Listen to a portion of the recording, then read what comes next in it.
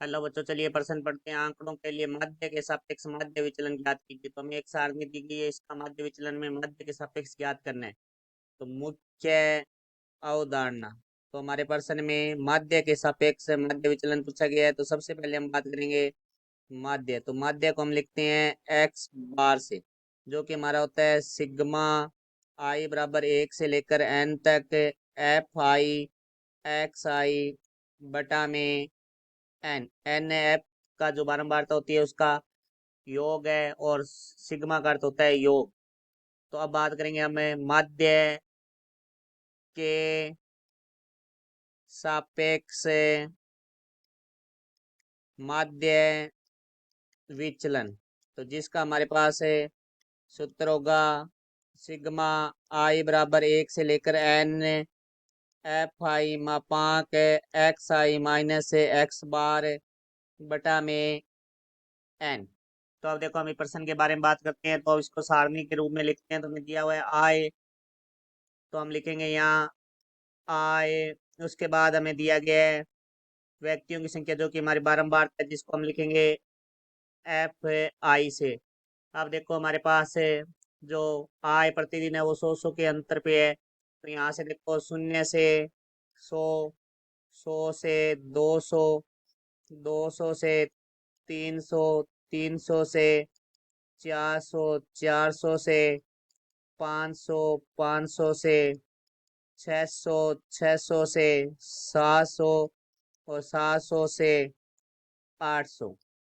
तो अब हम मान व्यक्तियों की संख्या की बात करते हैं। तो हमारे पास है 4, 8, 9, 10, 7, 5, 4, 3।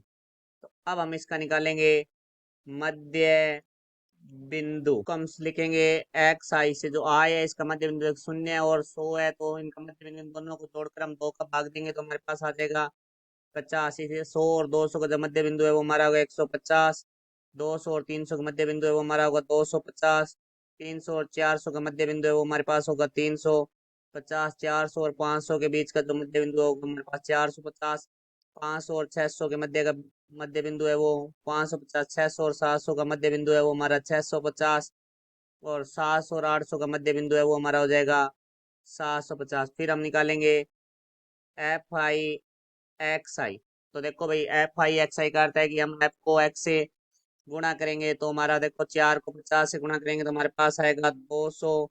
फिर हम 8 को 150 से गुणा करेंगे तो हमारे पास आएगा 1200। फिर 9 को हम 250 से गुणा करेंगे तो हमारे पास आएगा 2250। फिर हम 10 को 350 से गुणा करेंगे तो हमारे पास आएगा 3500।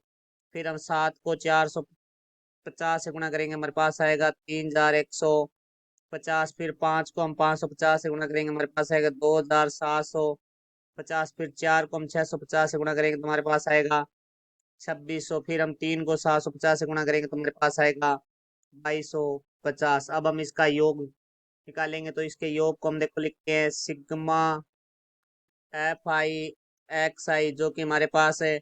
इनको अब सभी को जोड़ेंगे तो हमारे पास आ जाएगा 17,900। इसी तरह हम सिग्मा एफ आई, जिसको हम लिखते हैं एन से, जो कि हम जोड़ेंगे तो हमारे पास आ जाएगा 50। अब यहाँ से हम निकालेंगे माध्य।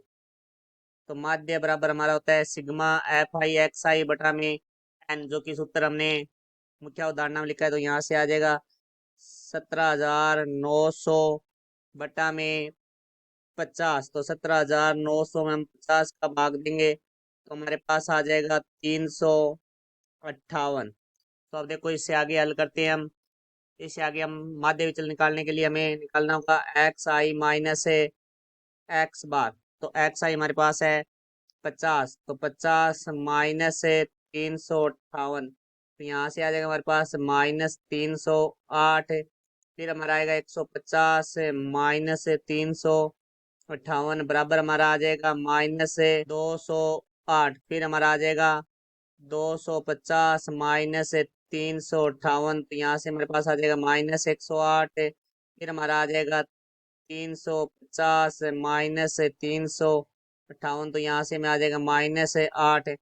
फिर हमारा 450 -358। तो हमारा आ जाएगा 92, फिर हमारा 550 माइनस 358 तो हमारे पास आ जाएगा 192, फिर हमारे पास 650 माइनस 358 बराबर आ जाएगा हमारा 292, फिर हमारा आ जाएगा 750 माइनस 358, तो इनको घटाएंगे तो हमारे पास आ जाएगा 392।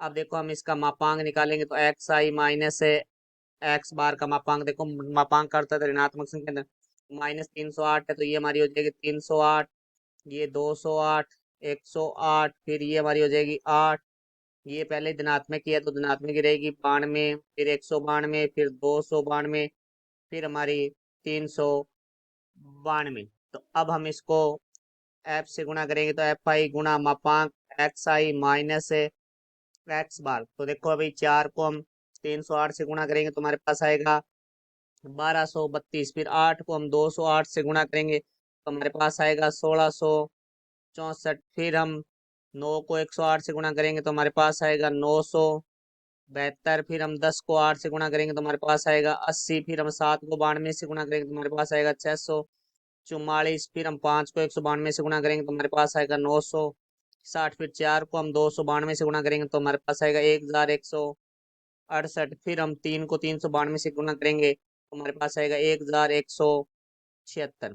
तो यहाँ से अब इसका योग निकालेंगे तो यहाँ से जो इसका योग है वो होगा सिग्मा एफ आई मापांक एक्स आई माइनस एक्स बार बराबर, हमारे इन सभी को अब जो पदों को जोड़ेंगे तो हमारे पास आ जाएगा 7896।